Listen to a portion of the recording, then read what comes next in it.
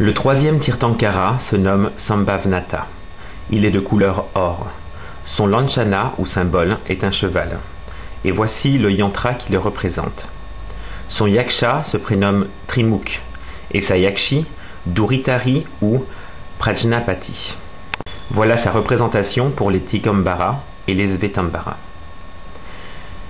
L'être qui allait devenir Sambhavnata était le roi Vipulvahan. Il était un souverain compatissant, au cœur tendre, qui aimait et prenait soin de ses sujets.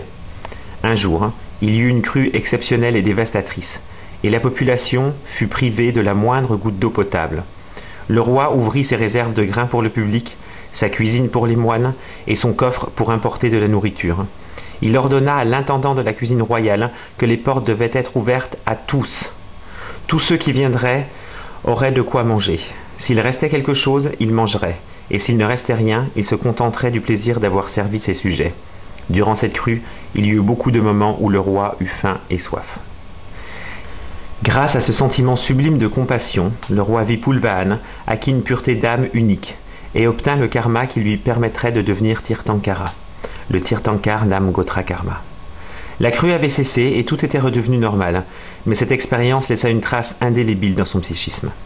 Un jour, alors qu'il regardait depuis la terrasse de son palais de gros nuages noirs passer et s'éparpiller au vent, un sentiment d'intense détachement grandit en lui. Il laissa son royaume à son fils et prit sa diksha, la renonciation au monde. Son temps venu, il se réincarna en une divinité, d'une dimension spéciale des dieux. Depuis cette dimension, l'être qui était le roi Vipulvahan descendit dans le ventre de la reine Sanadevi, la femme du roi Jitari. Pendant que cette âme pieuse était dans le ventre de la reine, les pluies étaient suffisantes et les récoltes abondantes.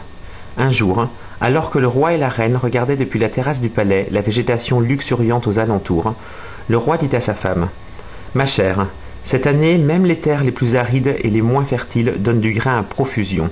Il semblerait que tout ce qui était impossible soit devenu possible, grâce à l'influence favorable de l'âme pieuse que tu portes dans ton ventre. Nous devrions appeler notre fils Sambhav, possible en sanskrit. » La reine donna naissance à un fils en excellente santé et fut appelé Sambhav Kumar. Le petit prince grandit dans le confort royal, mais ne prêtait guère d'intérêt à ce style de vie luxueuse.